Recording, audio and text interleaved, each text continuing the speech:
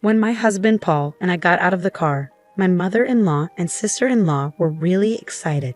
They asked Paul, "Hey Paul, what's with this car? It's amazing.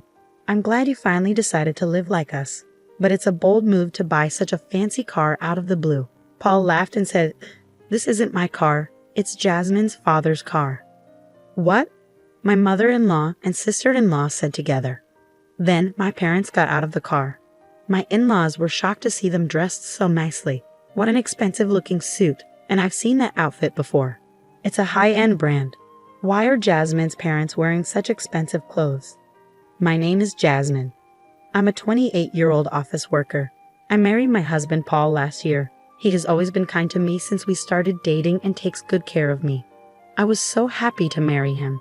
We share the housework because we both work. Paul lived alone for a long time and is great at doing chores. He's even a better cook than I am, depending on what we're making. We support each other and have a very happy life. However, there are people who make our happy married life difficult. My in-laws. They assume I'm poor and say mean things to bully me. Why do they think I'm poor? I believe it started at the dinner party where our families met before our wedding. My in-laws are a family of 4.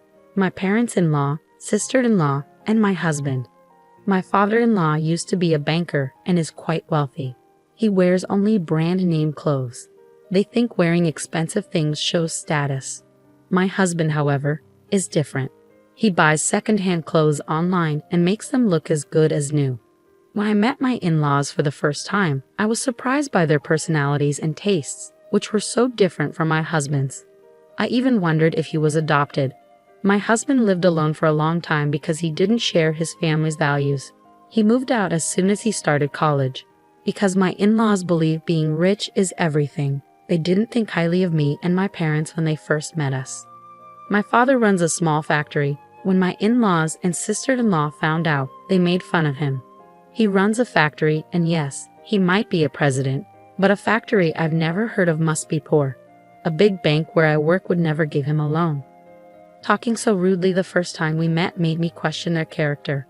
I would have been furious if my husband hadn't apologized to me beforehand. My parents had also been warned by my husband about the situation, so they stayed calm even when my in-laws mocked us.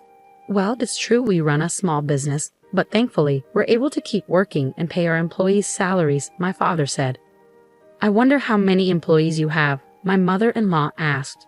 Oh, by the way, I heard Jasmine has an older brother. Our son is working today. He can't come back here, so he can't join us, my father replied. Is he on a business trip or something? Does your brother work for a decent company? My mother-in-law asked. Our son works for my company, my father said. When he said that, my in-laws all laughed. You mean it's a family business? A family that can't even take a day off must not be doing very well. They kept saying terrible things about my family. My husband kept telling them to stop, but they wouldn't listen. So he finally made them end the meeting early. That's why I have a bad impression of my in-laws, and they keep making fun of my family. Honestly, some people might cancel the marriage after something like this. But I love my husband so much that I decided to marry him anyway. As long as we avoid my in-laws, we can live peacefully and happily. In fact, my husband doesn't like his family either, and I was really angry at them for mocking my family, so we didn't visit them unless we absolutely had to. About a year after we got married, I guess they got tired of us not showing up. They started to force us to interact with them. My mother-in-law and sister-in-law began coming to our house often. They said whatever they wanted. Paul never comes home. Jasmine must be stopping him from visiting.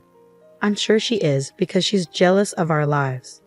Well, I don't blame you. We live differently from people who are less well off. But you should at least have a baby soon. If you don't have a child, people will just think she's a worthless wife who's only after money.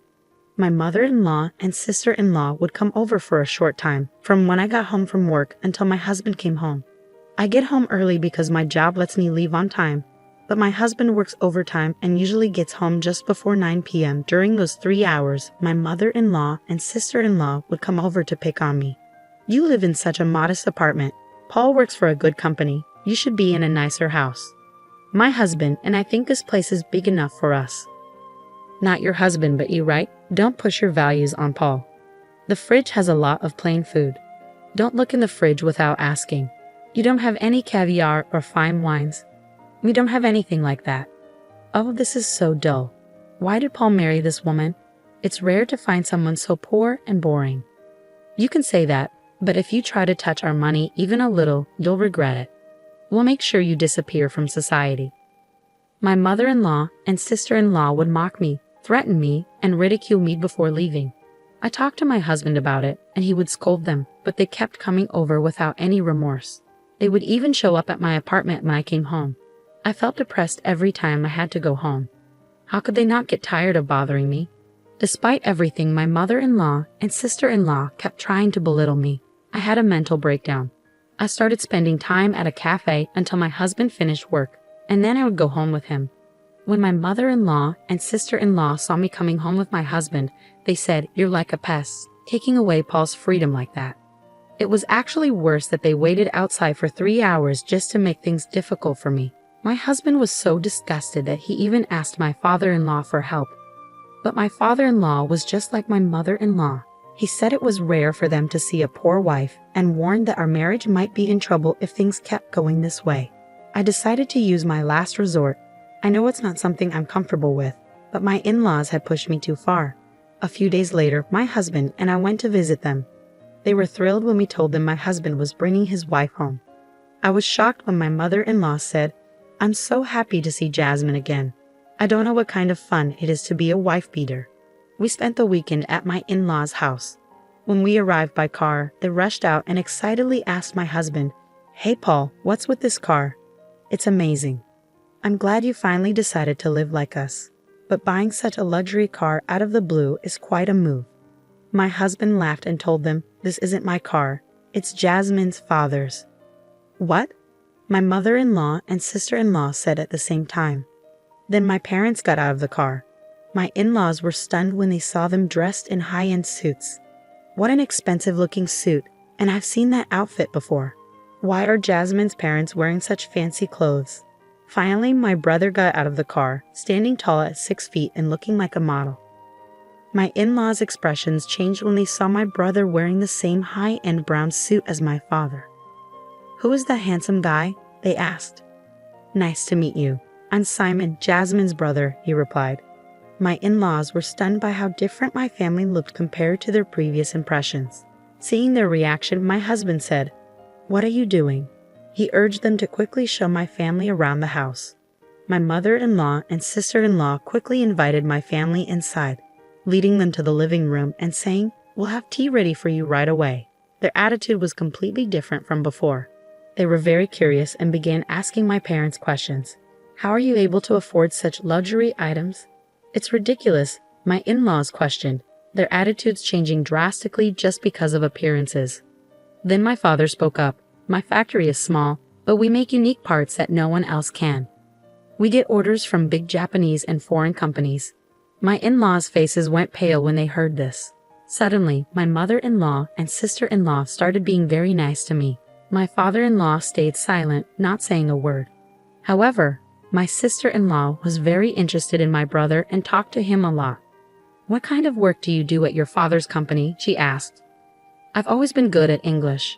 I handle business meetings with overseas companies, so I spend half of the year traveling abroad," Simon explained. "That's impressive. Are you single, Simon?" "No, I'm married," Simon said. "That's too bad. But I think I'd be a better match for you than your wife. What do you think? If you're interested, why don't we go out for dinner?" My sister-in-law boldly suggested, right in front of me and my parents. Honestly, I was impressed by her audacity. But I was determined to confront her right then and there. My brother looked at me and nodded. "Me, with an ordinary girl like you? Are you kidding me, Simon?" She laughed. "You're a funny girl. Are you seriously saying you're more desirable than my wife?" My wife was a former model, highly educated, and the daughter of the president of a well-known company. No matter how you look at it, you're not in her league. It's amusing how some people with a little bit of money overestimate their worth. "I haven't said anything bad about you, so you should understand your place and stick to it." Simon's words struck a chord, leaving my sister-in-law stunned and speechless. She was so shocked she could barely react. Finally, my father turned to my in-laws. "I don't care how wealthy the other family is. Money is important, but you can't measure a person's worth by money alone. Let's focus on being decent people and not obsess over wealth." I'm sorry if we were a bit harsh today, he said, bowing in apology. My in-laws were completely shocked and quickly bowed to my father. Since then, they haven't tried to bully me again. In fact, they regularly contact me to flatter me, which I find a bit annoying. By the way, neither my parents nor my brother are the type to wear expensive brands or flaunt their wealth. They only went along with my plan this time. My father prefers to wear an old, inexpensive suit and isn't interested in luxury items. My brother is very kind and doesn't make fun of people, which is why his wife's father respects him so much. He even asked my brother to take over the company because he believes he's a better heir than his own eldest son. I'm sorry for putting my family through something they weren't used to. Everyone was extremely tired on the way home. But now I've been able to return to a peaceful married life with my husband. I haven't visited my in-laws since then, but my husband goes to see them at least during Thanksgiving and Christmas.